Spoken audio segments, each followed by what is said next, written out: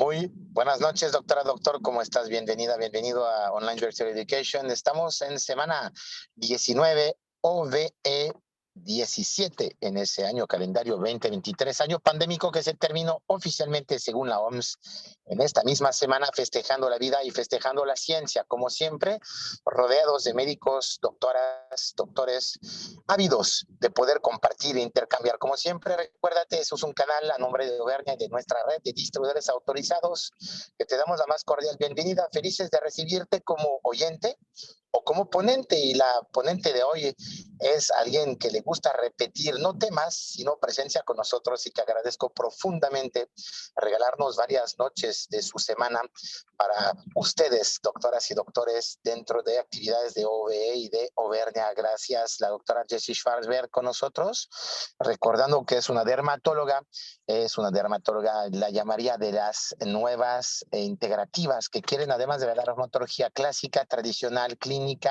que es tuyo, en el Hospital Ladislao Pascua. Saludamos a todas las y los dermas que han estado ahí y que han trabajado arduamente para estar con nosotros, siempre presentes a pesar de sus estudios, que además ha trabajado, estudiado tanto en Estados Unidos como en México, hizo obviamente medicina en la náhuatl, como lo saben, pero también ha trabajado dentro de varias instituciones para poder forjarse ese título de dermatóloga clínica, dermatología cosmética, y ahorita demostrando un gran interés desde hace más de 18 años que egresó de la medicina integrativa y o funcional. Entonces estamos muy felices de recibirte para un tema común y poco común a la vez, porque estamos viendo que aquí nos puedes, doctoras, doctores, seguir Jessie Schwarzberg en Instagram, cada día más presente para hacer educación médica para ustedes, colegas, y para sus pacientes, recordando que la misma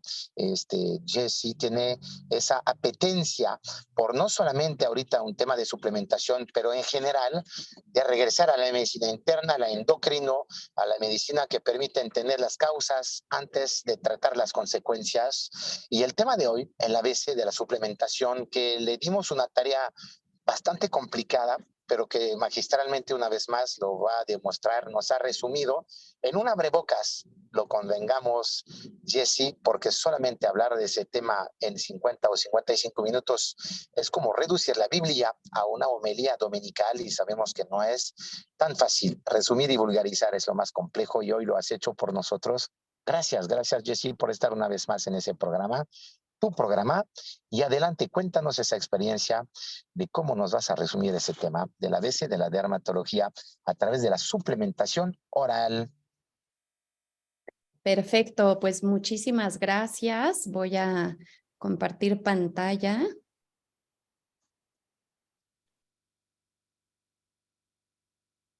A ver, ¿ya lo pueden ver? Adelante. Excelente. Nos Perfecto. vemos en las preguntas y respuestas. Buenísimo, pues muchísimas gracias por esta invitación nuevamente a esta plataforma que me encanta, que aprendo muchísimo y que, bueno, ahora quiero dar una parte de mí hacia ustedes y hablar de un tema que me gusta muchísimo, que cuesta muchísimo trabajo hablar de esto, pero es algo que he intentado ir aprendiendo más y más a través de los años, porque sin duda ha sido algo que me ha interesado muchísimo. Y cuando me pidieron este tema, dije, Dios, ¿cómo voy a abordar un tema tan grande? Entonces decidí al final que a lo mejor tendrán que ser varias pláticas porque me enfoqué muchísimo más a la suplementación en acné. Y para platicar de esto, pues voy a dar como un precedente, voy a sentar una base primero para hablar de por qué creo que debemos de utilizar los suplementos, primero hablando de los estudios y de cómo creo que debemos de abordar este tipo de paciente. Entonces, para hablar del ABC de los suplementos, cuando me pidieron que hablara del ABC, dije, ok, perfecto, vamos a hablar primero de A como apertura. Lo que pasa es que siento que pues su uso existe hace muchísimo tiempo, mucho antes que lo que nosotros consideramos como la medicina moderna, desde la medicina de Ayurveda, de la medicina china, los herbolarios, hay muchísimos que han utilizado los suplementos y sigue siendo vigente. Y lo más interesante es que ahora se está empezando como a voltear otra vez hacia este tipo de medicina.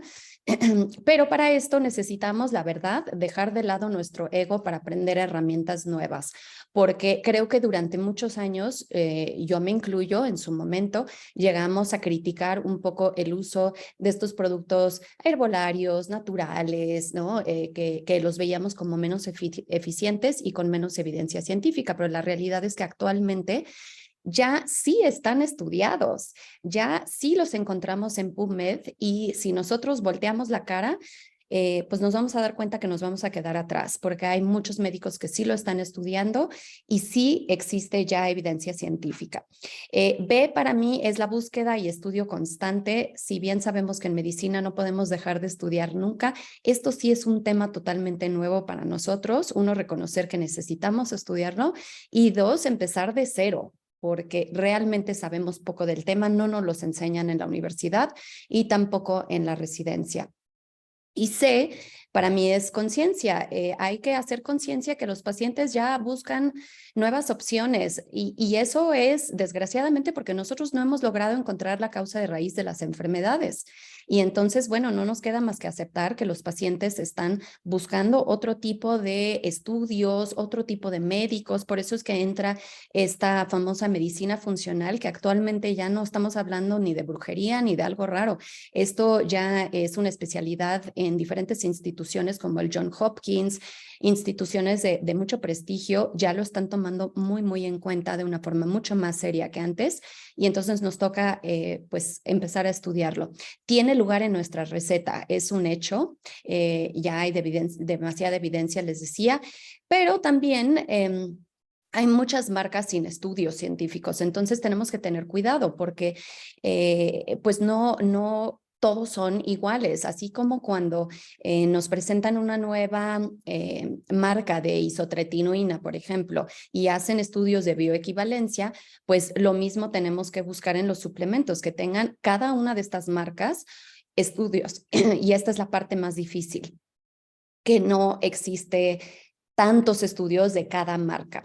Entonces, bueno, para empezar, voy a empezar con algunos casitos clínicos porque creo que a todos nos gusta ver casos clínicos y voy a hablar principalmente de acné. Entonces, les voy a mostrar este primer caso. Es una paciente que tiene acné, creo que es la que todo mundo conocemos, que tiene 40 años, que ya ha pasado por algunos doctores porque lleva 2 que 3 años con un acné noduloquístico que ha ido dejando marcas, que ha ido dejando manchas, inclusive tiene melasma. Y bueno, ha pasado por varios médicos que le han dado antibióticos, que le han dado varios tratamientos tópicos que suelen irritarle nada más, no quitarle los noduloquísticos. El acné mejoraba un poco con los antibióticos, pero regresaba hasta enojado, a decir de la paciente. Y yo les solicito toda una batería de estudios a mis pacientes, que más adelante les voy a mostrar cuáles son. Esto llevo haciéndolo muchísimos años y me he encontrado realmente con resultados sorprendentes. Prácticamente siempre encuentro una causa. Entonces, esta paciente se resistía un poquito a hacerse los estudios de inicio. Ustedes verán que solo se hizo una química sanguínea en donde arrojaba una glucosa de 97. Estamos muy acostumbrados a decir, bueno, 97 es normal. Bueno, pero ya tenemos que ser más estrictos. 97 no es normal y ni mucho menos a esta edad tan joven, ¿no? Entonces, también vemos el colesterol elevado y entonces ahí estamos viendo que el perfil metabólico no anda muy bien. Sabemos y si pensamos, ok, esto nos tiene que hacer pensar que hay una inflamación sistémica que seguramente está afectando a las glándulas sebáceas también, que seguramente nos está provocando el problema que estamos viendo. Se le solicita o se le como empuja para que ella entienda y se hizo su estudio de resistencia a la insulina con un Quantose y ahí está, ¿no? La resistencia a la insulina. Entonces son pacientes que se tienen que tratar no solamente ni con antibióticos ni con isotretinoína, hay que considerar otras alternativas para que a largo plazo realmente les dé resultado. Otro ejemplo, porque les debo aceptar que hace muchos años yo los estudios tan amplios solo se los hacía a las pacientes mujeres, adultos, que yo decía, bueno, ya a qué hora se les va a acabar el acné y debe de haber alguna causa de fondo, y les buscaba. Actualmente no normalizo el acné nunca y en todos mis pacientes solicito una batería muy grande de estudios que sé que son costosos, pero creo que vale la pena que gasten en esto que en otras cosas en la vida. Y aquí les presento dos chicos, de hecho son hermanos. El que tiene las lesiones más activas es el hermano mayor de 19 años, el hermano menor de 16. Y ellos, el hermano mayor ya había pasado por todo un ciclo de isotretinoína cuando llegó conmigo y me dijo, es que recaí de la misma manera, es más, peor. Cuando suspendí la isotretinoína, como los 2 meses volví a tener estas lesiones. Y el hermano más joven, pues ya lleno de cicatrices, el acné que va y viene, nódulo quístico también, pero cuando llegó conmigo, en realidad no tenía muchas lesiones, él solo se había tratado con pues algunos remedios caseros, porque a decir del paciente, pues él vio que su hermano no le ayudó ni siquiera la isotretinoína. Entonces, son los pacientes que dice uno que voy a hacer con estos pacientes, platicando un poco sobre la alimentación, porque ni modo, esto ya hay que hacerlo, quien no lo está haciendo se está quedando atrás, y entonces, bueno, definitivamente no tienen una alimentación adecuada, muchos procesados, mucho azúcar, mucho lácteo. Hablé con la mamá al respecto. Los dos son chicos delgados, entonces la mamá nunca consideró que esto podría ser un problema. Y cuando los estudio, me encuentro con una vitamina D muy baja, que está, ahorita vamos a ver más adelante, muy relacionado con la resistencia a la insulina, y con un cuantose también elevado, y no era de sorprenderse cuando empezamos a hablar de antecedentes heredofamiliares, todo mundo diabético. Entonces, el chico inclusive más joven ya empezando con alopecia, en fin, con muchos datos de resistencia a la insulina que nadie le había estudiado. Otro caso que creo que es un poco más choqueante todavía, una chiquita de 14 años, ella es norteamericana, llega a México, llevaba unos 6 meses en México, a sus 13 años ya le habían dado isotretinoína y esto en Estados Unidos, que allá son un poco más sangrones para soltarlo, y porque le habían visto un acné muy inflamatorio, le hicieron nada más sus estudios básicos, sus estudios para poderle dar el medicamento y ningún otro. La paciente, cuando la conocí, llevaba ya 6 meses con isotretinoína, pero ya había suspendido durante unos 3 meses porque se había mudado a México y básicamente llegó conmigo a decirme que yo le tenía que dar isotretinoína. O sea, ya no sé si se han dado cuenta, pero ya el pato le tira la escopeta, ya nos dicen qué tenemos que hacer. Entonces le dije, momento, si quieres te doy la isotretinoína, pero no sin antes que me hagas estudios. Y vean todo esto, o sea, lo que nos arroja es impresionante a esta corta edad, todos estos marcadores de inflamación que ya está teniendo. Vean, no solamente tiene resistencia a la insulina, sino además tiene elevada la prolactina, pero además tiene deficiencia de vitamina D, pero además tiene un hipotiroidismo y no los estamos estudiando. Y eso aquí en México y en Estados Unidos, por lo que veo, es la misma situación. Entonces, si a esta paciente solo le doy sus 6 meses que le faltan de isotretinoína y no le doy ninguna otra cosa, definitivamente no va a ser suficiente. Claro está que también le busqué completo el síndrome de ovario poliquístico, no tenía quistes, pero vean todo lo demás que tiene. Entonces, no todos los casos ni tienen obesidad, ni necesariamente es el caso clásico que estás buscando. Pueden tener como pedacitos del rompecabezas, hay que estudiarlos. Creo que a veces, pues hasta más que hablar de los suplementos, quiero dar este mensaje. Hay que estudiar a los pacientes, sino qué suplementos les vamos a dar y qué tratamiento en general les vamos a dar si no estamos viendo todo las piezas de nuestro rompecabezas. Y les platico que hace ya muchísimos años, yo creo que ha de tener como 8 años que di esta plática. Y se los pongo porque es muy interesante ver cómo me ha cambiado la forma en que yo pensaba en ese entonces, que de por sí les pareció choqueante, recibí algunas críticas, me sentí honestamente un poco juzgada cuando di esta plática y ahora estudio a los pacientes así como yo platiqué en esta plática que di. Actualmente lo hago en todos los pacientes, adolescentes, adultos, todos se les estudia porque todos van a tener una causa. En esa plática yo me acuerdo que les platiqué de la incidencia de el acné en las mujeres adultas y entonces pues venía nada más con un nódulo quiste por ahí pero que son pacientes que tenían muchísimas fallas al tratamiento y yo después de 18 años de dar consulta privada me doy cuenta que es que no es como en el Pascua, que se iban con otro residente y ya no era tu problema. Estos pacientes regresan y regresan después de múltiples tratamientos de antibióticos, recaídas post ciclos de isotretinoína. Los tópicos las secan mucho porque no están tan grasosas estas pacientes, muchas de ellas, y los tópicos además no son muy útiles tampoco. Entonces, con mucha falla al tratamiento y yo les explicaba que yo les estudio la tiroide, pregunto sobre síntomas digestivos para pensar en la microbiota, pienso siempre en ovario poliquístico, hiperandrogenismo y todas las variantes de resistencia a la insulina que como esa primera chica que nada más se le veía pues lo que antes hubiéramos considerado normal 97, que decíamos, bueno, un poco de hiperglucemia para su edad, que para mí ya es una resistencia a la insulina, porque tiene todos los síntomas clínicos, o las hipoglucemias, no sé si les ha pasado, a mí me han tocado pacientes que se desmayan, que vienen con acné y pues que no tienen ningún tipo de criterio de ovario poliquístico más que lo clínico, y el tema de la hipoglucemia, que finalmente es parte del espectro de la resistencia a la insulina. Les preguntamos sobre lácteos, gluten, procesados, azúcar, sobre su dieta y por supuesto todo lo demás que tiene que ver con el exposoma, alteraciones del sueño, estrés, etcétera.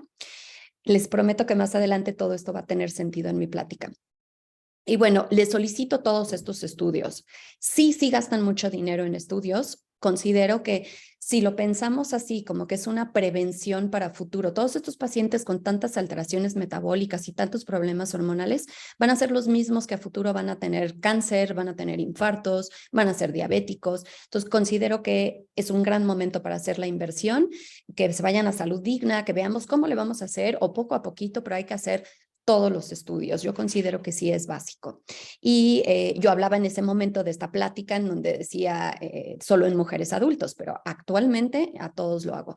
¿Y qué pasa con estos pacientes que tienen como pedacitos de lo que esperamos encontrar, ¿no? Que son mujeres que no tienen todos los criterios, que tienen un quiste por ahí y entonces hay quien dirá, no tienes síndrome de ovario poliquístico. ¿Qué pasa con las que ya tuvieron un embarazo y entonces ya no tienen quistes? Y entonces post-embarazo pues ya nada más les encontramos, a lo mejor si le buscamos, un poco de resistencia a la insulina, o mujeres y hombres que solo tienen resistencia a la insulina, pero con o sin datos de obesidad. También me he encontrado muchísimas alteraciones tiroideas y esto no es novedad. A mí me da muchísima pena ver que esto es un artículo del 2011 y me siguen llegando pacientes que sus médicos y sus dermatólogos no los han estudiado con acné nódulo quístico bastante importante y que tienen muchos problemas tiroideos. En este estudio rápidamente les muestro cómo lo que se encontró es una asociación positiva principalmente con anticuerpos antitiroideos. Ahí es donde se ve que estos pacientes van a padecer más de acné. Y entonces no nada más debemos esperar una piel seca, todos estos síntomas clásicos de hipotiroidismo. También el Hashimoto, que es extremadamente común, también tiene que ver con el acné. ¿Por qué? Porque cuando también eleva poco a poco la TSH, esto también estimula la actividad de la glándula sebácea. Y por si no fuera suficiente, las alteraciones tiroideas provocan alteraciones ginecológicas y nos elevan la proteína C reactiva y entonces, bueno, toda esta cascada de inflamación y citocinas que ustedes conocen. Y además, hay un riesgo 3 veces mayor de autoinmunidad tiroidea en nuestros pacientes con SOP y tengan cuidado, ojo, porque la isotretinoína nos puede dar falsos. Puede alterar la TSH y diferentes partes de nuestro perfil tiroideo. Entonces, tengamos cuidado en estudiarlos antes y no esperar a que ya tengan fallas al tratamiento. Y luego, otra cosa que es relevante para lo que voy a hablar de suplementación, la microbiota intestinal. Vean, de nuevo, debe de darnos, es que de verdad, vergüenza ver que hace, o sea, en 1930 Es la primera vez que se habló de esta teoría y fíjense que curiosamente fueron dos dermatólogos los que hablaron sobre la microflora y proponen un mecanismo gastrointestinal entre la depresión, la ansiedad y de enfermedades inflamatorias de la piel, llámese acné, urticarias, dermatitis, etcétera. Y la hipótesis que ellos tenían era que los estados emocionales alteraban la microflora y que esto incrementaba la permeabilidad intestinal, que es un tema que actualmente ha explotado, todo este tema de permeabilidad intestinal, y creo que muy pocos estamos enterados, solo los que nos interesa un poco más esta parte de la medicina funcional, que ahorita les voy a explicar qué es esto de la permeabilidad intestinal, y contribuye entonces a estos estados inflamatorios sistémicos que en chiquito puede ser suficiente para causarnos acné. Ellos, las pruebas que mostraban, y de nuevo, esto fue en 1970, es que en muchos de los pacientes, o sea, 40% de los pacientes con acné, había migración de las bacterias del colon al intestino delgado y del estómago también hacia el intestino delgado, que no tendrían por qué estar ahí y que estaban alterando la microflora. Y esto generaba algo que se llama SIBO o sobreinfección bacteriana, que ocurre mucho en los pacientes que toman inhibidores de la bomba de protones, que son la mayoría de los mexicanos, ¿no? Y que genera hipocloridria de larga evolución, y que veían que eso permitía que llegaran estas bacterias. Y no era la única causa, también se hablaba que el abuso de los antibióticos también estaba generando alteraciones de la flora, hipocloridria y otros temas. Estos pacientes, ellos mencionaban que estaban asintomáticos por años, con algunos datos de malabsorción intestinal, inflamación, todo esto que vemos en nuestros pacientes mexicanos todo el tiempo, y si no lo vemos es porque no lo estamos preguntando. Estreñimiento es súper frecuente en las pacientes que tienen ovario poliquístico y acné, por ejemplo. Y fatiga crónica, si les preguntan. Y bueno, aquí yo en esta plática puse que recientemente se demostró que este tema de permeabilidad intestinal pues era relevante, pero esto ya tiene, les decía, casi 10 años. Y el estrés también se vio que provoca la permeabilidad intestinal. Pero bueno, ¿qué es la permeabilidad intestinal y el sobrecrecimiento bacteriano? Esto quiere decir que en estos pacientes, por múltiples causas que ya les mencioné, alteraciones en la microflora provocado por el exceso de antibióticos, que sí porque tienen hipocloridria, por muchas alteraciones gastrointestinales, ellos van a empezar a tener como si fueran pequeñas perforaciones en el intestino provocado por este sobrecrecimiento bacteriano. Estas bacterias que están ahí crónicamente en pequeñas cantidades, colonias suficientemente grandes como para generar un daño, pero no suficientemente grandes para dar a lo mejor una diarrea explosiva, ¿no? O algo muy, muy visible. Y entonces van generando estas pequeñas perforaciones en el intestino y van permitiendo una especie de endotoxemia, que van llegando las bacterias hacia el resto del organismo y va el resto del organismo montando toda una reacción inflamatoria e inmunológica por culpa de que están estas bacterias donde no tendrían por qué estar. Y lo mismo sucede con los alimentos. No sé si se han dado cuenta, pero muchos de estos pacientes tienen, y todos nuestros pacientes, no solo los que tienen acné, diferentes enfermedades dermatológicas, tienen muchas veces, les preguntas de temas digestivos y tienen intolerancias alimenticias tremendas. Primero solo era la lactosa, ahora hasta el brócoli, ahora todo lo que me como me inflama después de comer, siempre me siento inflamada. Y bueno, la teoría detrás de esto es que a través de estos pequeños hoyuelos que hay en el intestino, también está entrando el alimento por donde no tendría por qué estar, y el cuerpo de nuevo está montando toda una cascada inflamatoria y una reacción inmunológica. También se dice que el Hashimoto, ahorita los funcionales dicen que gran parte de la causa del Hashimoto, que realmente a la fecha pues decimos que es como idiopático, no sabemos por qué, es porque ciertas bacterias que entran al organismo, pues al montar un sistema inmunológico, una reacción inmunológica, también se está atacando a la tiroide. Entonces, ciertos bichos podrían estar provocando esta reacción de autoinmunidad. Entonces, es muy interesante porque esto, pues ya vieron que tiene mucho que ver con el acné y, por supuesto, con otras enfermedades dermatológicas, asma, eczema, acné, vean, rash, urticarias, etcétera. Y actualmente ahora se habla de que podemos medir sonulina, que es una proteína en la barrera intestinal que puede elevarse en estos pacientes que tienen permeabilidad intestinal, pero vean, a su vez les puse a un lado un artículo en donde hablamos de que la minociclina nos está dañando no solo la flora intestinal, sino que además nos está provocando a su vez esta permeabilidad intestinal. Entonces les estamos haciendo un daño mucho más grande que un bien al darle a los pacientes antibióticos. Entonces empezamos a entender por qué doy todas estas bases, porque pues necesitamos tener otras opciones, ¿no? Además de tratar enfermedades hormonales muy en específicos.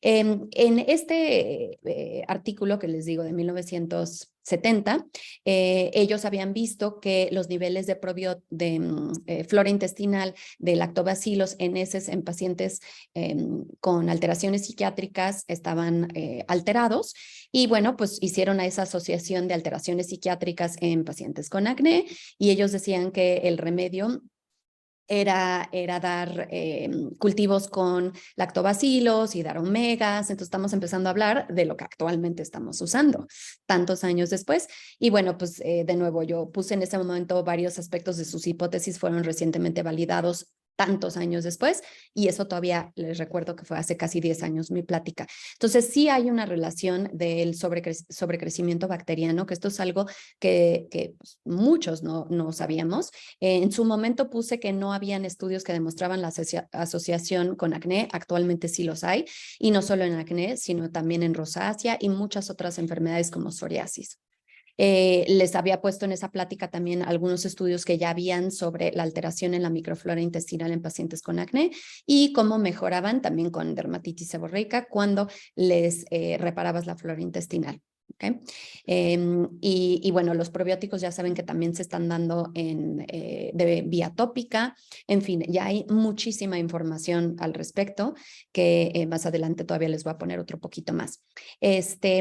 Y bueno, esto es un poquito más de la plática que di en ese tiempo, hablando mucho cómo la microflora es un inmunomodulador en la respuesta inflamatoria sistémica y por qué no considerarlo en aquellos pacientes que tienen acné.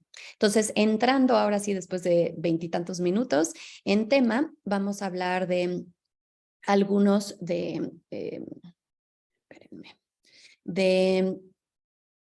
estos suplementos. Y entonces empiezo por hablar del zinc. Voy a hablar de varios, pero la realidad es que existen muchísimos más y no me daría la hora siquiera para hablar de los suplementos simplemente de acné. El zinc es responsable del funcionamiento de más de 300 enzimas. Estabiliza las estructuras de muchas proteínas esenciales que forman parte de nuestros tejidos y vean, tiene muchísima importancia porque participa en la expresión de los genes, tiene relevancia en la división celular, en la reproducción celular y en la protección del material genético para evitar formación de cáncer. Se considera un antioxidante, un antiinflamatorio y un inmunomodulador. A ver, no estoy consiguiendo pasar. Ahora sí. El 6% del zinc en nuestro cuerpo se encuentra en la piel y no se almacena, por lo tanto necesitamos una ingesta constante y se requiere pues en la piel para el metabolismo, crecimiento y reparación cutánea. Aquí tienen las dosis que se requieren diarias para salud general y en donde los encontramos, pero realmente hay un tema de malabsorción de muchos de estos. Y la deficiencia de zinc se considera que actualmente ya existe en la tercera parte del mundo, y vean todos los motivos: anorexia, malabsorción, vean esto, por abuso de laxantes. ¿Cuánta gente toma laxantes? Por enfermedad inflamatoria intestinal, vean todas las causas, ¿no? Y bueno, entonces podemos tener deficiencia porque no lo consumes, porque no lo absorbes o porque lo pierdes. Y vean todos los síntomas, hay muchísimos. Dentro de los dermatológicos, pues pérdida del cabello, mala curación de heridas, entre muchos otros. Aparte, el zinc es un insulino mimético y ahí es donde viene mucha de su importancia en la plática de hoy. Se reporta deficiencia en los pacientes que tienen SOP y sus usos aquí están, van desde acné, leishmaniasis, alopecia, hidradenitis supurativa, verrugas, rosácea. O sea, sirve para muchísimas cosas en dermatología, pero ojo, si dan una dosis muy grande, algunos pacientes tienen algún malestar gastrointestinal. Ya tenemos que considerar a los suplementos prácticamente como si fuera un medicamento, porque lo es. Y hay que cuestionarse, al igual que del zinc, de todo lo que nosotros recetamos en suplementos sobre la biodisponibilidad y la calidad del producto que estamos recetando. Lo práctico, aquí tienen ustedes las dosis. Yo lo que hice es un resumen de los mejores estudios que hay con evidencia que sea estadísticamente significativo de diferentes estudios, tanto en verrugas como en acné. Vean resultados sorprendentes, 60% de mejoría en lesiones inflamatorias. Y lo interesante también es que no se requiere demostrar niveles bajos de zinc necesariamente para darlo como un medicamento. Un poco les pongo la analogía, no necesitamos demostrar que la vitamina A está bajo para dar isotretinoína. Entonces el zinc a sus dosis ya más grandes, se puede utilizar como un medicamento. También se usa en rosácea, les decía, en aftosis me ha funcionado muy bien también, lo podemos dar en alopecia areata y muchas otras enfermedades. Y aquí tienen un par de artículos, pero hay muchísimos. Se meten a PubMed y van a encontrar muchísimos. Aquí les pongo algunas presentaciones y ya entenderán por qué algunos de los productos que ustedes recetan, pues tienen zinc. Sin embargo, tomen en cuenta que cuando lo queremos usar a dosis terapéutica, muchas veces vamos a necesitar dosis más altas que las que vienen en estos suplementos, porque por ejemplo, el Ceviaclear ProbioCure está mucho más pensado en ser un probiótico, pero bueno, le agregan un poco de zinc y esto nos va a ayudar a cuando menos alcanzar nuestras necesidades básicas de todos los días, lo mismo que en el Glisodin, que también lo contiene. Y aquí yo les puse una marca que a mí me gusta mucho, orgullosamente es una marca mexicana, hecho por el doctor Alejandro Espinosa, que es un médico funcional que estudió en el Johns Hopkins y que sacó toda su línea de suplementos que me gustan mucho y que sé que son de calidad, y por lo tanto, por eso es que me atrevo a ponérselos aquí. La vitamina D también súper importante. Yo creo que todos conocemos un poco sobre la vitamina D desde que agarró importancia durante COVID, ¿no? Ya entendemos más que nunca de la vitamina D que es un antiinflamatorio, es un inmunomodulador, tremendo inmunomodulador. Tiene un papel en la regulación y la diferenciación y proliferación de queratinocitos, por eso es que también lo usamos a nivel tópico en varias enfermedades. Está involucrado en el señalamiento de varias rutas de crecimiento y diferenciación del folículo piloso. Su deficiencia está más que demostrada en alopecias no cicatrizales, ¿no? El efluvio telógeno, alopecia androgenética, alopecia areata y tricotilomanía. Ahí lo tenemos ya que estar buscando y tratando. Y yo lo he encontrado, les comparto, en un sinfín de mis pacientes. Se ha visto también su asociación en alopecia cicatrizante, simplemente que hasta ahorita falta evidencia para demostrar que su corrección realmente influye en el pronóstico de la enfermedad, lo cual no quiere decir que no es así, simplemente quiere decir que hay que estudiarlo un poco más, y yo creo que todos podríamos estar de acuerdo que la deficiencia hay que tratarla. Los niveles de vitamina D también se han encontrado más bajos en la dermatitis atópica y todavía no se ha podido correlacionar también misma situación con la mejoría en síntomas post-tratamiento. Sin embargo, pues claro, hay que tratarlo. Y es muy importante la vitamina D para los ovarios. Inclusive se ha visto que la deficiencia de la vitamina D está súper relacionado y súper presente en el síndrome de ovario poliquístico y en la resistencia a la insulina, especialmente asociado con sobrepeso, pero lo hemos encontrado, como vieron en los chicos, también muy asociado aún sin tener sobrepeso.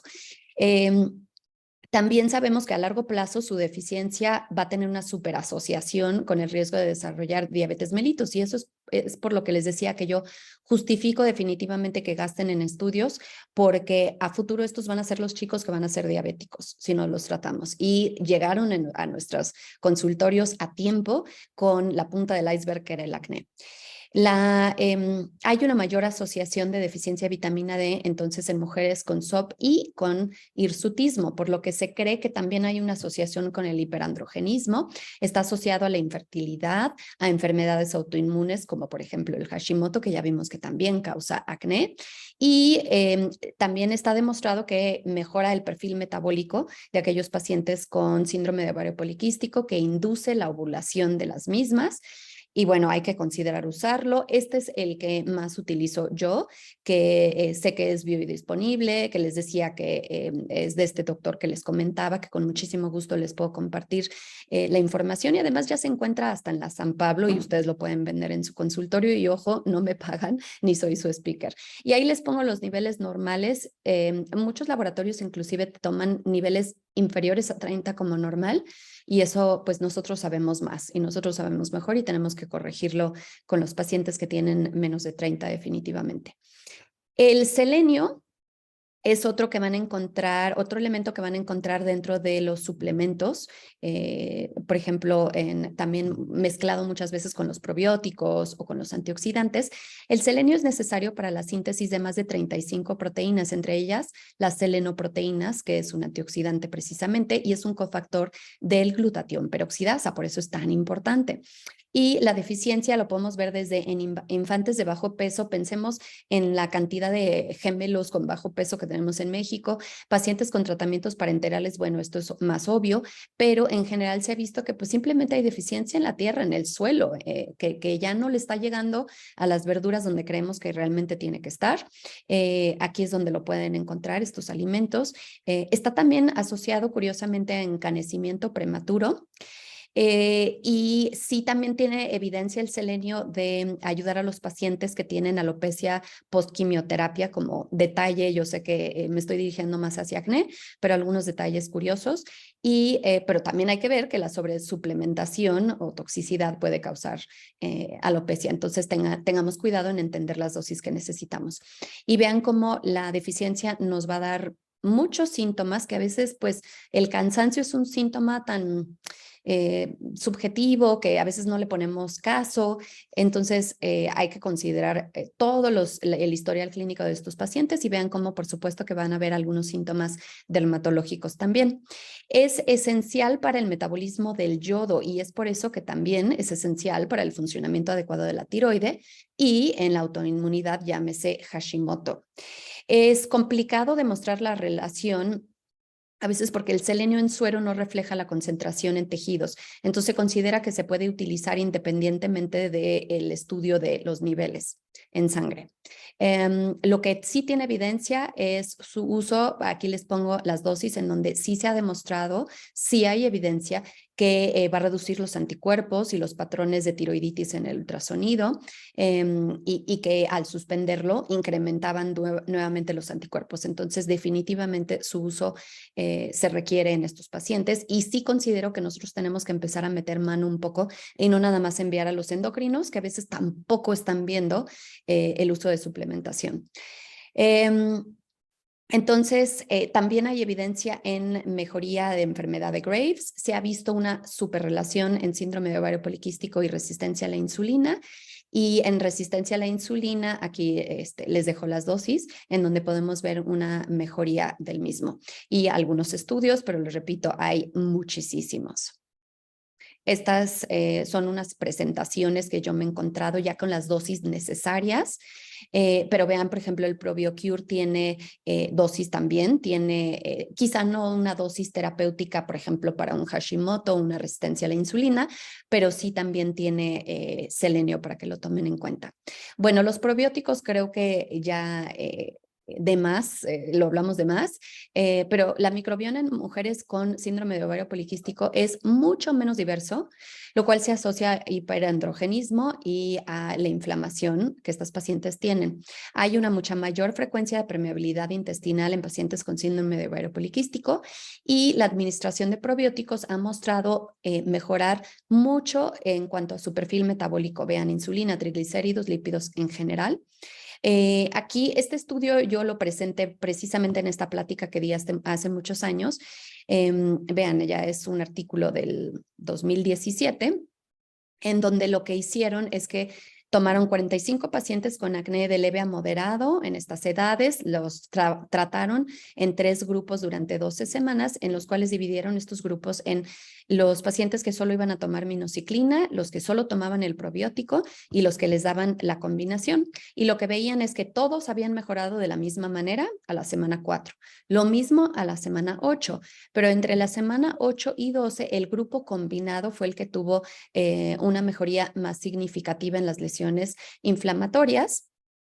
Pero es increíble, o sea, vean ustedes cómo con los puros probióticos, el grupo de puro probiótico seguía teniendo una buena respuesta comparativamente con la minociclina. Claro, lógicamente cuando combinamos con la minociclina van a tener una respuesta mayor, pero estamos solamente hablando de estos 2 productos. Quizás si se les hubiera dado otros tratamientos les hubiera ido todavía mucho mejor.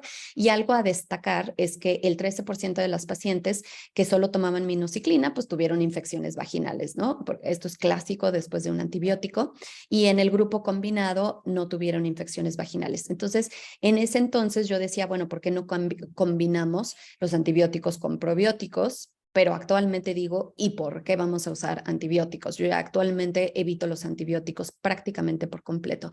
Vean, es abrumador la cantidad, lo pongo aquí nada más para que vean cómo es abrumador la cantidad de artículos que hay hablando de probióticos en relación a acné, en relación a dermatitis atópica, psoriasis, eczemas, urticarias. Definitivamente es algo que tenemos que dar más importancia. Ustedes saben, aquí hasta les puse los precios sin querer, pero bueno, aquí ustedes saben que tenemos estas opciones con SBR. Pero bueno, hay que considerar, a veces no sabemos por qué les están metiendo zinc y selenio y todo lo demás, ¿no? También saben que tenemos el Sensifine, pues porque también vemos pacientes con rosácea, que también tienen muchísimas alteraciones en la microbiota, que también podemos utilizar el Topialice en pacientes que tienen pieles secas, pero ya van a ir entendiendo por qué les agregan lo que les agregan, ¿no? Y les quería comentar que también recientemente yo descubrí este estudio que es el GI Map. Es sumamente interesante. Yo me lo hice. Yo soy paciente de ovario poliquístico y de resistencia a la insulina y entonces he sido caso de estudio para también aprender más. Esta es una herramienta clínica muy innovadora que mide el ADN de la microbiota gastrointestinal a partir de una muestra de heces y como usan PCR es mucho más sensible para detectar microbios que podrían estar afectando a la microbiota intestinal en pequeñas cantidades, no tienen que ser cantidades tan grandes, y eso además un gran mapa de nuestra flora intestinal, arrojando además datos de permeabilidad intestinal, como les mencionaba, sonulina y mala absorción por falta de enzimas digestivas, nos da mucha información. Este fue mi estudio para que vean cómo se ven este tipo de estudios, en donde me encontré que habían algunos bichos por ahí que no tendrían por qué estar en mayores niveles que lo que deberían de estar. También me encontré con algunos marcadores de malabsorción y también me encontré con que tenía una cantidad reducida de flora intestinal, ¿no? De bacterioides y firmicutes, y entonces pues todo esto lo tengo que tratar, y no solo en mí, evidentemente en estos pacientes hay que empezar a considerarlo. Es un estudio muy costoso, pienso que va a pasar como ha pasado toda la vida, que los estudios tienen que irse haciendo más accesibles para todos los pacientes, pero consideremos que no necesariamente siempre van a ser los mismos probióticos para todos los pacientes. Bueno, de la superóxido dismutasa no voy a hablar mucho porque justo ese fue el motivo de la última plática que di en Auvernia, y creo que quien no sepa que la superóxido dismutasa es el antioxidante más estudiado en dermatología está viviendo bajo una piedra. O sea, todos lo sabemos, sus usos van desde acné, melasma, dermatitis atópica, rosácea, nos protege de la radiación ultravioleta, nos ayuda en rejuvenecimiento, en vitiligo, bueno, y esta marca muy en específico, y lo digo directamente, es la marca más estudiada, porque además de que tenemos que ver el ingrediente, que se estudia al respecto del ingrediente, también tenemos que promover el uso de marcas que realmente ellos mismos hacen sus estudios de biodisponibilidad y demás. Yo creo que no podemos decir que todos son iguales, que una superóxido dismutasa de no sé, voy a decir marcas Leraco, de otros tipos, son lo mismo, porque yo, por ejemplo, a los de Leraco les pedí un estudio de biodisponibilidad y les dije es que no entiendo cómo es que se puede estar absorbiendo la superóxido dismutasa si no tiene gliadina, no me supieron contestar, o sea, eso me deja mucho a desear y sí creo que hay que premiar a estas marcas que hacen sus propios estudios como recetándolos. Vean, de nuevo, la cantidad de estudios es abrumador. Tenemos que estar usando sí o sí la superóxido dismutasa. ¿Okay? Hablando del mioinositol, esto es otro suplemento interesantísimo. Es un nutriente del complejo B que se encuentra en estos alimentos que están viendo y que numerosos estudios revelan la mejoría en el perfil metabólico cuando hay hiperandrogenismo y en síndrome de ovario poliquístico, porque además nos sensibiliza a la insulina. Las formas más abundantes en el ser humano aquí los tienen y actúa además como un segundo mensajero en la señalización del FSH. Puede restaurar la menstruación. Este me ha encantado en mis pacientes que tienen ovario poliquístico y que no están siendo regulares y que prefería yo que no tengan que tomar un anticonceptivo que de verdad es tapar el sol con un dedo, van a recaer en el momento que lo suspendan y probablemente les cause un mayor mal a largo plazo y no están ovulando. Les ayuda a volver a ovular y además reduce la testosterona, pero tiene que estar en la dosificación correcta, que aquí lo tienen, y se puede usar además junto con metformina, porque yo les comento que utilizo mucha metformina ya en mis pacientes que les encuentro resistencia a la insulina y hay algunos que no quieren tomar metformina y entonces tengo que hacer más uso de suplementos en los que no lo quieran o que los papás no lo quieran o que se resistan un poco o a veces que no tienen una resistencia a la insulina tan tremenda y empezamos con suplementos. También sobran los artículos en cuestión de mioinositol. Aquí tienen algunos de las presentaciones. Seguramente varios de ustedes conocen esta presentación de Patti Carmona, que me gusta mucho, el B-Pink, que yo ya lo compro y lo vendo en mi farmacia, en el consultorio. Me gusta que venga agregado de algunos otros suplementos que ahorita vamos a hablar de ellos. Y claro, está en la dosis correcta. Y del otro lado ven, también hay algunos que pueden conseguir los pacientes en Amazon, online. No es nada complicado. Bueno, aquí tienen algunos otros, la berberina, el cromo, la canela, el ácido alfa-lipoico. Todos esto tienen que ver con la resistencia a la insulina. La berberina va a reducir la resistencia a la insulina, los lípidos y mejora también la ovulación. Nada más, al igual que la metformina, hay que tener cuidado porque hay algunas hipótesis o algunos estudios que dicen que podemos alterar la flora intestinal. Entonces, o estar también viendo la parte de la flora intestinal a su vez que tratamos la resistencia a la insulina. Pero es un gran potenciador de la metformina, todos estos. Reducen, vean, el HOMA, la proteína C reactiva, factor de necrosis tumoral alfa, todo lo que tenga que ver con el perfil metabólico, inclusive el índice de masa corporal. Suelen bajar de peso estos pacientes que toman estos suplementos. Y también incrementa la globulina fijadora de hormonas sexuales. Ahí tienen la dosis. El ácido alfa-lipoico quise ponerles la dosis y es un poco lo mismo, ¿no? Mejora todo el perfil metabólico, puede reducir el número de quistes en estos pacientes, incrementa la progesterona, reduce el índice de masa corporal, reduce la insulina, en fin, vean todo lo que mejora. El cromo es un poco lo mismo, hay estudios también en donde demuestra que mejora el acné y el hirsutismo, dado que mejora, quise poner ahí, reduce la resistencia a la insulina, la testosterona, en fin, estamos hablando un poco de lo mismo, de todos estos suplementos, la canela lo mismo, obvio no estamos hablando de la canela que le echas al café, estamos hablando de ya una dosis terapéutica en donde sí vamos a ver una mejoría en glucosa, insulina y lípidos. Y esta es una presentación que a mí me gusta mucho utilizar de esta misma marca que les comenté, que tiene un montón de estos ingredientes y siempre checar que tenga la dosis terapéutica que ustedes quieren darle a su paciente. El magnesio es otro de mis favoritos como suplementos. Ya les decía yo que muchos de los pacientes con acné tienen estreñimiento. Ustedes pónganse a preguntar y muchísimos lo tienen. El magnesio es un cofactor para muchas enzimas involucradas con el metabolismo de la insulina, además. Entonces, la hipomagnesemia está directamente relacionada con la resistencia a la insulina y es necesario para la síntesis del DNA, del RNA y para la protección neuronal. Y entonces su uso se relaciona con depresión, ansiedad, estrés, nos ayuda a calmar a los pacientes, a que duerman mejor, a que tengan una mejor evacuación, que estén más relajados. y también ayuda de la eliminación de los tóxicos ambientales. A mí que me gusta mucho agarrarme mi propio caso de estudio, me hice algún estudio alguna vez de toxicidad a metales y me di para atrás, me sorprendí muchísimo de todo lo que salió.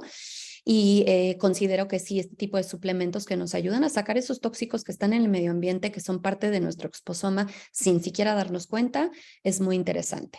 Y ahí están las dosis que son, digamos, mínimos en pacientes saludables, pero tenemos que dar dosis más altas en nuestros pacientes con estas enfermedades. El ácido fólico es todo un tema también. Actúa como coenzima necesaria para la síntesis del DNA y el RNA. Es esencial, a ver si se acuerdan ustedes de las reacciones de metilación, así como la remetilación de la homocisteína. Recuerden que la homocisteína es un factor de riesgo para infartos y que se suele encontrar elevado en pacientes con síndrome de ovario poliquístico. Y resulta que me voy encontrando, y esto lo platiqué con el médico funcional que está aquí en México, que la mutación genética en una proteína que se llama MTFHR es muy común en Estados Unidos y en México casualmente, y es necesario para metabolizar el ácido fólico. Y él decía que es muy probable que esto sea la causa de por qué aún suplementando con ácido fólico en México es tan común tener problemas del tubo neural. Entonces, la mutación, vean hasta dónde la incidencia en algunos estudios y pues es muy frecuente en estos pacientes que tienen síndrome de ovario poliquístico además. Entonces, el ácido fólico es un antioxidante, anticancerígeno, cardio y neuroprotector. Tiene un efecto benéfico en el índice glicémico, la inflamación, el estrés oxidativo y definitivamente en mujeres con síndrome de ovario poliquístico, mejorando de nuevo todo su perfil metabólico.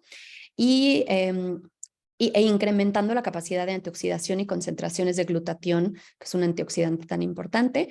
Este es el que yo utilizo. Y hay que tener cuidado también en estas pacientes que les estamos dando metformina, que puede reducir la absorción del ácido fólico. Entonces, es todavía más importante en estas pacientes. Y vean qué curioso, ¿no? La vitamina B12 que siempre le huimos, pero está reducido frecuentemente en pacientes con SOP. Yo no digo que den vitamina B12, pero vean cómo es necesario también para mantener niveles ideales de homocisteína. Ahí considero que es preferible dar ácido fólico y tratar de que consuman alimentos con vitamina B12, pero bueno, claro, no sabemos si lo están absorbiendo y si lo están metabolizando. Y también la metformina puede reducir su absorción. Y bueno, algunos artículos que hablan de la berberina y de todo lo que acabamos de hablar. El N-acetilcisteína, que está dentro de esta fórmula de mioinositol de la doctora Patricia Carmona, es otro antioxidante, tiene un efecto sobre la síntesis de glutatión, mejora la actividad de los receptores a la insulina, entonces nos va a reducir la glucosa también y está dentro de estos dos suplementos. Pongo el ejemplo del Megantiox que me gusta también porque tiene otros tantos antioxidantes, tiene selenio, viene también muy bonito y muy completo y no son suplementos tan costosos. Y bueno, vean la cantidad de suplementos que me están todavía faltando, ¿no? No vamos a poder hablar de todo porque ya estamos en el minuto 52, pero quiero, ojalá que esta plática nos haya servido para abrirnos un poquito los ojos sobre todos los suplementos que existen y que nos pueden ayudar en nuestros pacientes. Y aquí les dejo el artículo, yo creo que de todos los que revisé, el que más me gustó, sobre todos los suplementos que existen y toda la evidencia científica que hay en cada uno de ellos. Vean, les presenta toda la fisiopatología y del por qué vamos a utilizar cada suplemento en cada caso, en los pacientes que tienen obesidad, en los que tienen la homocisteína elevada, si es que ustedes lo están solicitando, si tienen ansiedad y depresión, si tienen problemas de resistencia a la insulina, en fin, les da una claridad absoluta en pacientes con acné y síndrome de ovario poliquístico, qué tipo de suplementos les pueden dar. Y bueno, con esto cierro, aún faltando muchísimo que ya tendremos que ver en otra plática, pero les agradezco muchísimo la oportunidad y por supuesto que si puedo ayudar en alguna pregunta que tengan con mucho gusto. No sé si soy la súper experta en suplementación, yo también estoy aprendiendo y con ganas de aprender más. Muchísimas gracias, Jessy, muchísimas gracias. Apreciamos mucho tu gran ciencia. Hay varias preguntas y felicitaciones. Saludamos a las y los doctores conectados. La doctora Isabel Arias te manda un saludo. Jessy, la doctora Caro te pregunta, en pacientes con acné y problemas SOP también pide testosterona libre total y la fracción andrógenos. Y nos pregunta si un paciente tiene solo acné sin otro dato de SOP, ¿tú pides el perfil hormonal o no? Sí, la verdad es que yo a todos mis pacientes que tienen acné les pido todos los perfiles, todos. Porque, ¿qué pasa? Que antes solo lo pedían mis pacientes mujeres adultas con acné y actualmente me estoy dando cuenta que a más pido y más busco, más encuentro. Entonces, sí, ya actualmente estoy solicitando en todos los pacientes y sí, también a veces pido algunos otros estudios hormonales adicionales a los que puse. No sé si contesté. Perfectamente bien, perfectamente bien. Una paciente comentó a uno de tus colegas molestias gastrointestinales con justamente Vitatu, en ese caso la marca del mioinositol. ¿Se puede indicar menos dosis diaria o qué recomiendas en ese caso si hay molestias de la parte gastro?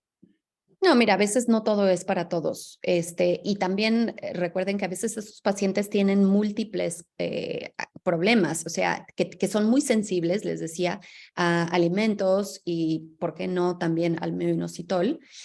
Pueden ser muy, muy sensibles a muchas cosas y entonces también no olvidarnos de tratar la parte intestinal para que después nos puedan tolerar el mioinositol. O sea, un poco lo mismo sucede con la metformina. No sé si les ha pasado. Muchos pacientes tienen malestar gástrico y entonces también hay veces que les tienes que dar en conjunto otro tipo de tratamiento y para eso precisamente tienen toda esta variedad de suplementos. A mí el mioinositol definitivamente es de mis favoritos, pero no quiere decir que es el único y tienen muchas otras alternativas si al principio no le está cayendo bien al paciente, que yo en lo personal no he tenido esta experiencia. Para mí, hasta ahorita, no he tenido una sola queja, un solo paciente que tenga algún problema gastrointestinal con el mioinositol, pero entonces habría que ver si no es algún otro problema que tiene esa paciente o de plano, claro, puede haber alguna intolerancia y podemos usar otro producto. Pero o sea, no buscaría reducir la dosis, sino a lo mejor usaría otro producto, intentaría otro suplemento y vería toda la parte gastrointestinal. Muy bien, muchísimas gracias. Pregunta a tu colega y te manda un saludo a doctora Cristina Lievana. Si tú recomiendas o has visto comparaciones entre fórmulas magistrales de las empresas que formulan magistrales versus productos de línea, en particular en vitaminas, vitamina D, superóxido dismutasa y otros suplementos de esas categorías. No los uso, si esa es la pregunta, a ver si estoy en lo correcto, Manuel. No los uso, desconfío muchísimo. La verdad es que desconfío muchísimo. Siento que la calidad no necesariamente es la misma. Les platicaba sobre el gran ejemplo que es el ácido fólico, que muchísimas mujeres no metabolizamos el ácido fólico adecuadamente y que necesita estar en ya la forma activa. Que no necesite ese proceso de metilación y remetilación. Entonces, sin estudios, así una fórmula magistral me da un poquito más de miedo. No me queda claro su calidad o su biodisponibilidad.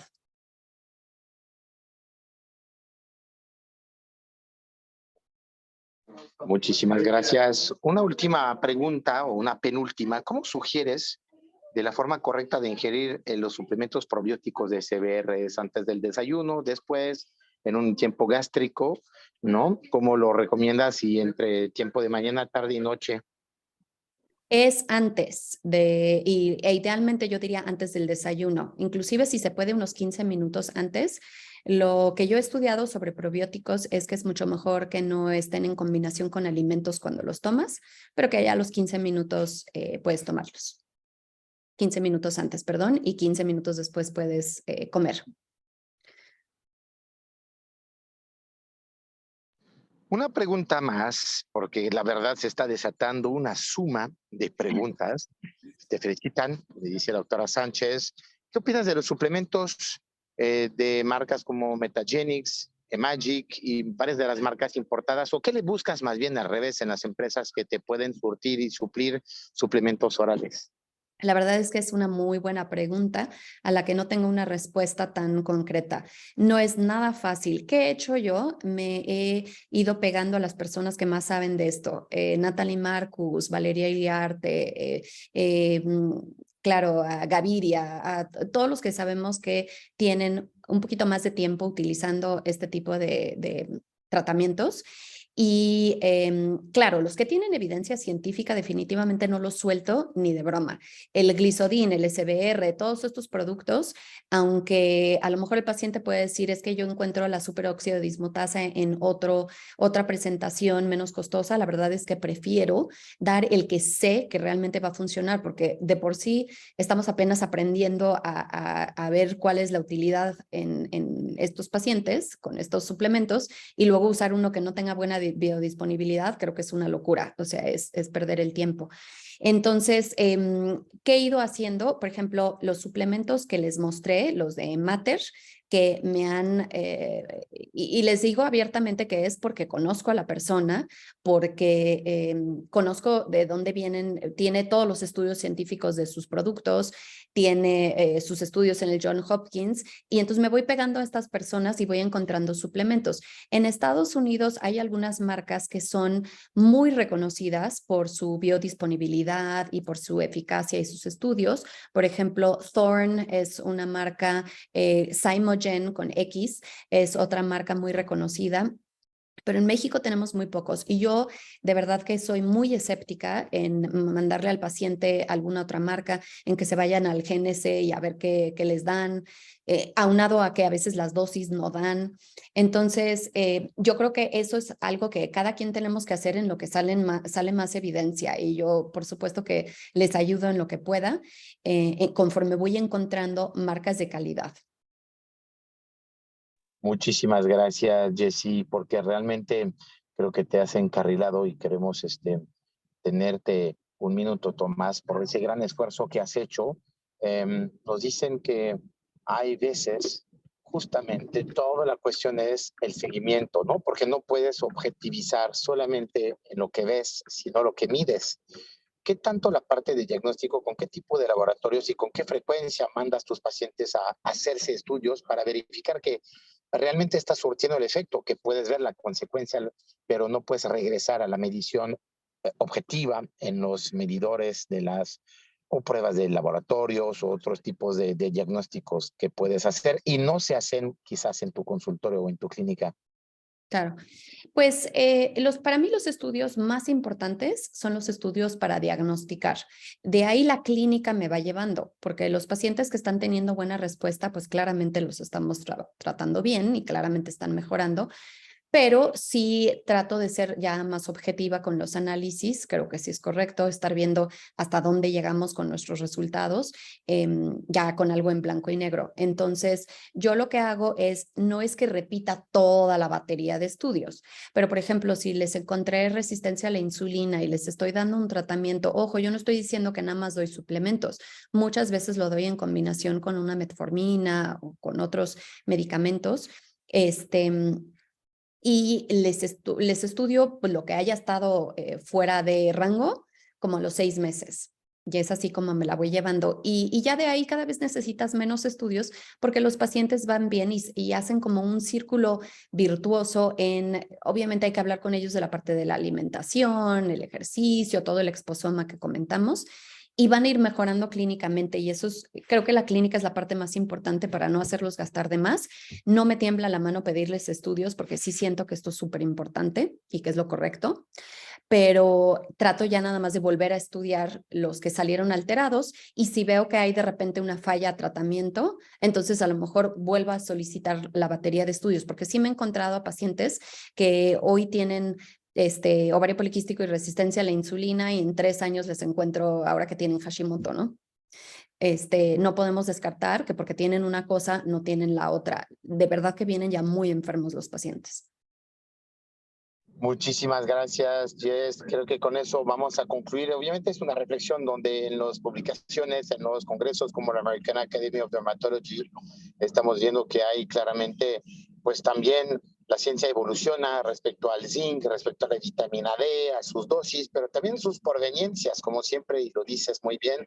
Chequen de dónde viene, cómo fue estudiado, en qué equivalencias, en qué tipo de origen de materias primas, porque la nutrición, que es claramente el origen de la suplementación, es otro mundo regulado de forma diferente por otras entidades y a veces pues tú como doctor, al no haber cursado, al no haber estudiado y al no saber cómo ni leer una etiqueta de un alimento o un suplemento, tienes que volver, como lo dijiste empezando, a la escuela. Quiero agradecerte, felicitarte, decirte que estamos terminando con eso, ese programa, en ese predía de la mamá. Te felicito adelantado y así como a todas las mamás de ese grupo, mamás doctoras empoderadas, obviamente a las mamás de los doctores, hombres y mujeres. Es hoy el D-Day, antes del 10 de mayo.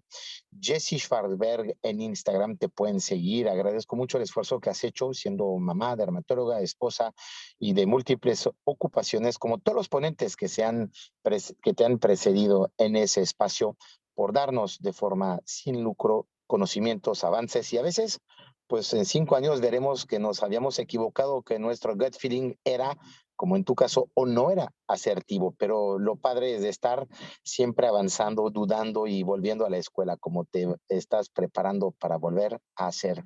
Te agradezco mucho. Una frase de conclusión antes de agradecer a todos y mostrar lo que sigue para la semana que entra.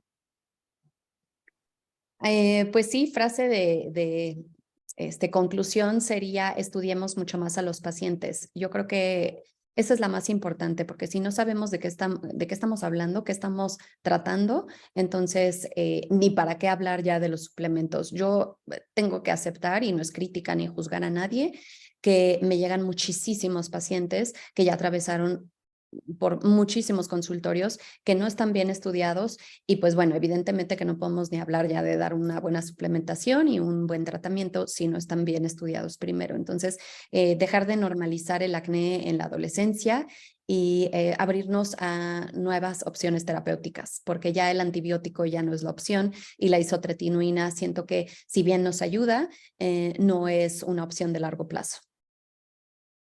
Muchísimas gracias. Saludamos a la doctora Laura, al doctor Héctor y a todas las y los que se conectaron.